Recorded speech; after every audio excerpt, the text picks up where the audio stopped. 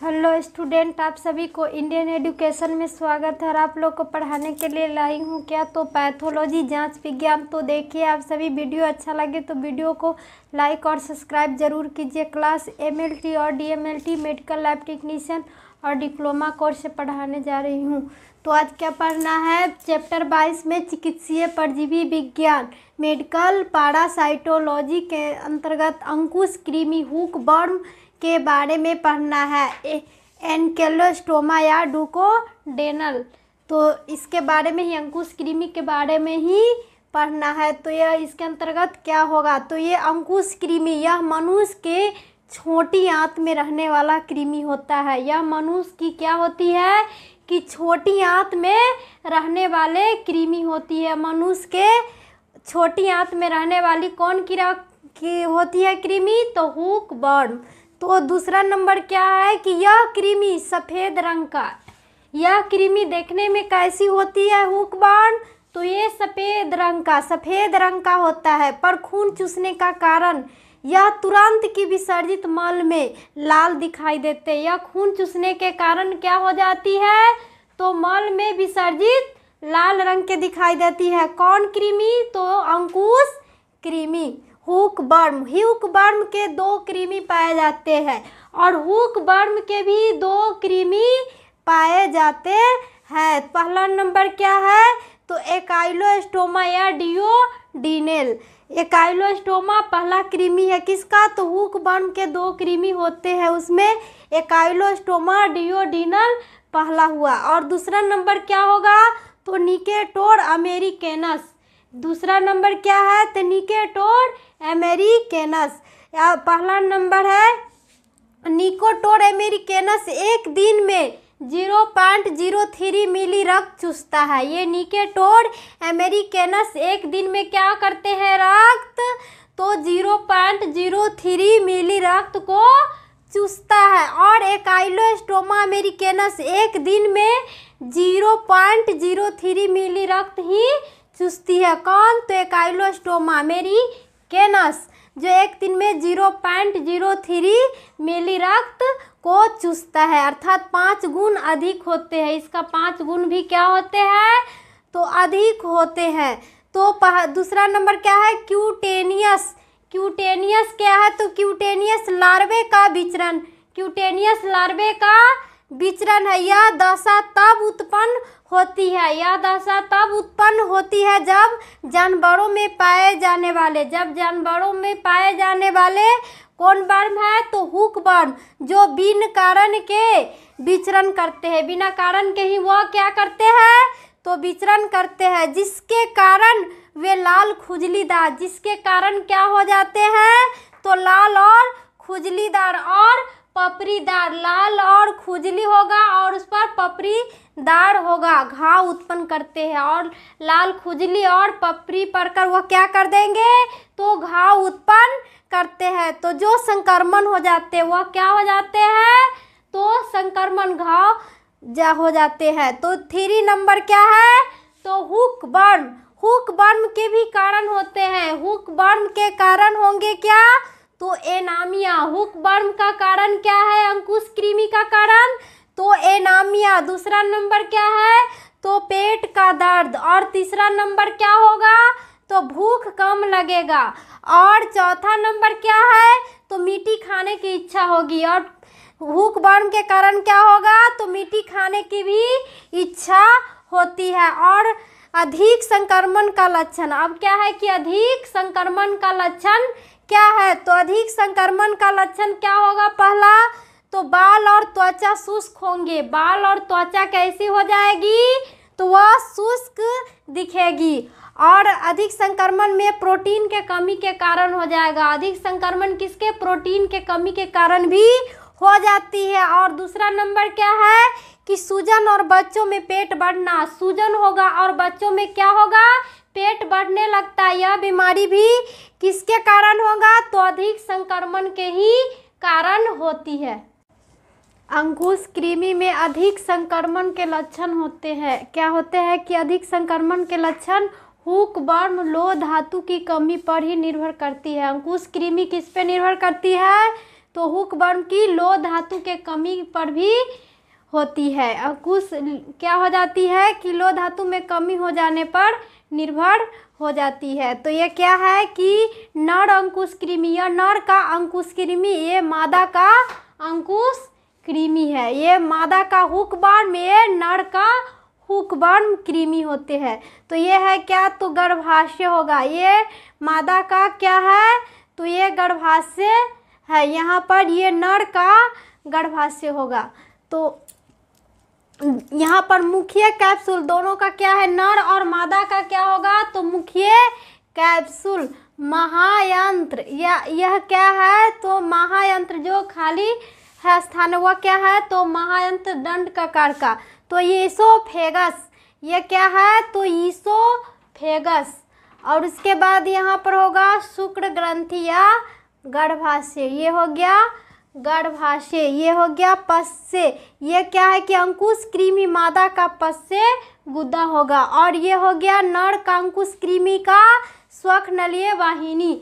ये अंकुश कृमि का, नर का अंकुश कृमि का क्या है ये, तो ये स्वखनलीय वाहिनी। और ये क्या होगा, तो कोलायका, ये क्या है, तो कोलायका किसका, तो नर का अंकुश कृमि का। ये मुंह के आकार पर क्या है, तो कोलायका, ये शुक्राशय होगा।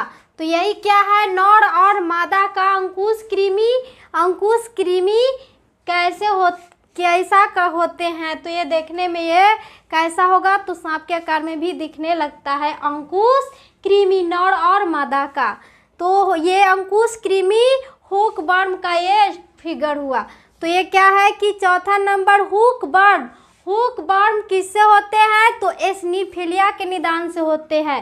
हुक वर्म किसके निदान से होती है, तो एस्नोफिलिया के निदान से भी हो जाती है हुक वर्म। तो जब रक्त परीक्षण में क्या होगा कि रक्त भाव होता है, जब रक्त परीक्षण में रक्त भाव होता है तो एस्नोफिलिया ही हो जाती है। जब रक्त परीक्षण में रक्त का अभाव होगा, भाव होगा, तो क्या होगा, तो एस्नोफिलिया हो जाती है। और छठा नंबर क्या है कि अंडों की पहचान। अंडों की पहचान कैसी होगी हुक वर्म का, तो अंडों बाइल रंजित नहीं होते। अंडे क्या होते हैं, तो बाइल रंजित नहीं होते हैं। और बी नंबर क्या है कि संतृप्त सलाइन में तैरते दिखेंगे। ये अंडे क्या होंगे, तो संतृप्त सलाइन में क्या होंगे, तो ये तैरते हुए दिखाई देंगे। और सी नंबर क्या है, तो अंडों का आकार अंडाकार ही होगा। अंडों का आकार कैसा दिखने में होगा, तो अंडे के ही आकार का होगा। और डी नंबर क्या है, तो 65 से 70 माइक्रोन होगा। ये 65 से 70 माइक्रोन और गुने 35 से 40 माइक्रोमीटर होता है। किसका, तो ये अंडों की पहचान में। और ई नंबर क्या है कि पारदर्शी पतली सतह झिल्ली होगी और आर पार कैसी दिखाई देगी, तो पतली झिल्ली के आकार की दिखाई देगी। और एफ में क्या है कि यह अंडों में 4 कोशिकाओं में विभाजित होगा। और ये अंडों में कितने में विभाजित हो जाती है, तो 4 कोशिकाओं में विभाजित होती है, जिसमें अंडों और झिल्ली के बीच एक विशेष प्रकार का खाली स्थान होता है। अंडों और झिल्ली के बीच कैसी होती है दिखने में, तो खाली स्थान दिखने में होती है। किसमें, तो अंकुश कृमि में। और जी नंबर क्या है, तो एकाइलोस्टोमा डिओडिनेल तथा निकोटार अमेरिकेनस अंडे एक ही जैसे होते हैं। ये अंडे एकाइलोस्टोमा और डिओडिनेल के अंडे कैसे होती है, तो निकोटार अमेरिकेनस के अंडे तो एक जैसे दिखती है। निकोटार और एकाइलोस्टोमा के अंडे दोनों क्या होती है, तो एक ही आकार की दिखती है। तो यही क्या है, अंकुश कृमि हुक वर्म का अंडा कैसे है, तो ये गोल आकार में दिखाई देगा। और ये क्या होगा, तो कचाव हाइलिन का खोल दिखेगा। ऊपर का भाग क्या होगा, तो कचाव हाइलिन का खोल की तरह दिखेगा। और यह अंडा जिसमें 4 ब्लास्टोमियर भी होगा। अंकुश कृमि के हुक वर्म में 4 ब्लास्टोमियर भी होते हैं। हुक वर्म के कारण बीमारी क्या होगा, तो अंकुश कृमि के कारण एनीमिया, रक्त अल्पता या खून की कमी हो जाना, रक्त अल्पता या खून की कमी हो जाना।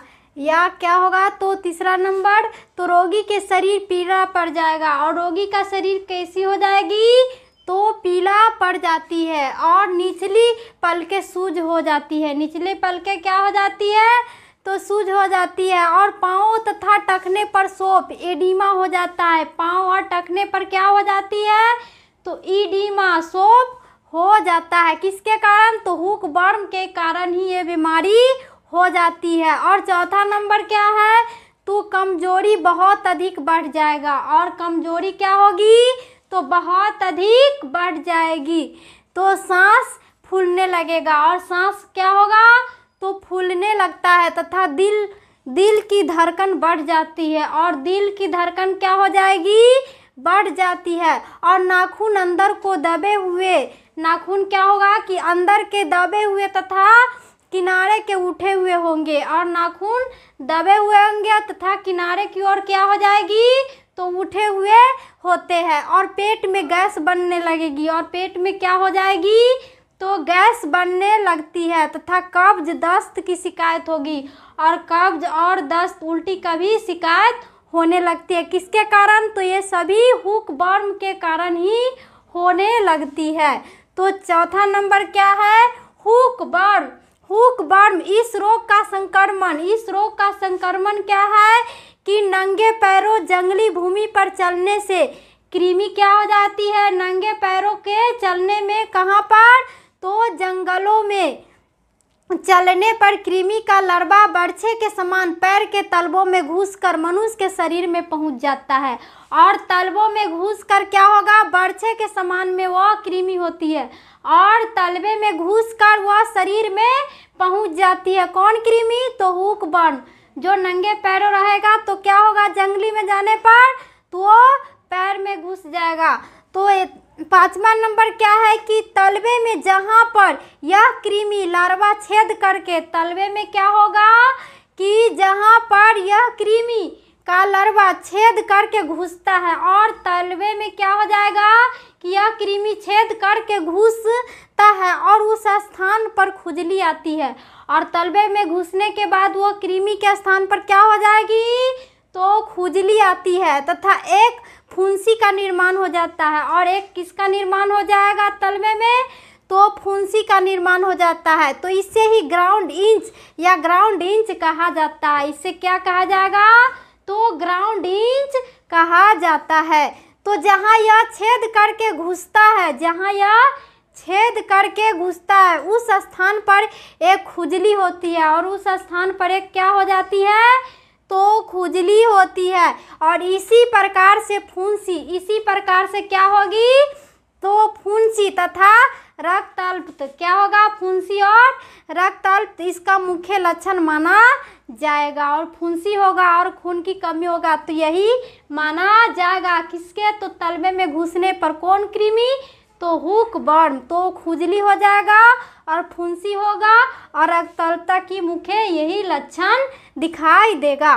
तो सातवां नंबर क्या है कि कृमियों के अधिक संक्रमण से, कृमियों के अधिक संक्रमण से क्या होगा, तो बच्चों या वयस्क रोगियों में, बच्चों और वयस्क रोगियों में एलर्जी या आर्टिकेरिया, अतिसार, यह क्या होगा कि बढ़ जाने पर, अधिक संक्रमण हो जाने पर बच्चों के वयस्क रोगियों में, बच्चों में और वयस्क रोगियों में भी क्या होगी, तो एलर्जी की बीमारी उत्पन्न कर देगी। और आर्टिकेरिया बीमारी या अतिसार या उदर शूल आदि विकार हो जाती है। ये सभी क्या होगा, तो विकार उत्पन्न कर देगा अधिक संक्रमण होने के कारण। किसके, तो हुक वर्म को अधिक संक्रमण होने से तो हो जाता है। तो आठवां नंबर क्या है कि मल में सघन घोल से माइक्रोस्कोप से देखकर पता चलता है। और किस पे, तो माइक्रोस्कोप पर देखने पर यह सघन घोल में क्या होगा, देखने पर यह पता चलेगा कि हुक वर्म है। तो बचाव क्या होगा, तो बचाव के लिए क्या करना पड़ेगा, तो बचाव एवं चिकित्सा, प्रिवेंशन एंड ट्रीटमेंट, प्रिवेंशन या ट्रीटमेंट कैसे होगा, तो ये बचाव, लोगों को नंगे पैर नहीं घूमना चाहिए। लोगों को क्या करना चाहिए कि नंगे पैरों नहीं घूमना चाहिए और उन्हें मोजे और जूते ही पहनकर संक्रमित स्थान पर जाए। और लोगों को क्या करना चाहिए, जहाँ जंगल है वहाँ संक्रमित स्थान है वहाँ पर जूते या मोजे पहनकर ही जानी चाहिए। तो चिकित्सा क्या होगा, तो ये होगा कि मेबेंडाजोल 100 मिलीग्राम के दिन में 2 बार या 3 दिन तक देने से अवश्य रोग निवारक होगा। और अवश्य क्या होगा, तो रोग निवारक होगा, अल्सो क्यूरेटिव होता है। और क्या हो जाएगा, तो अल्सो क्यूरेटिव हो जाती है।